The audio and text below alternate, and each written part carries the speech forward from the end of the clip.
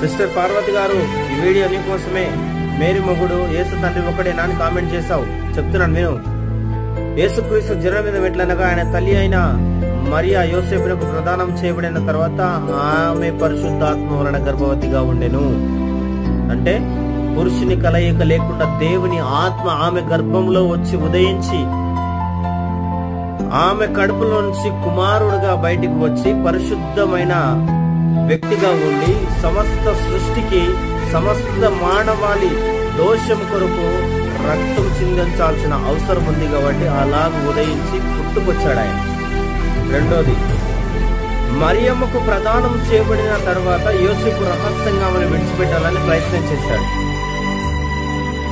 ఆకాశము నుండి దేవుని దూత అతనికి ప్రత్యక్షమై, దావీదు కుమారుడు అయిన యోసేపు, మరియను చేర్చుకున్నట్టుకు భయపడకుము, ఆమె కలిగినది పరిశుద్ధాత్మ వలన గర్భం ధరించింది అని.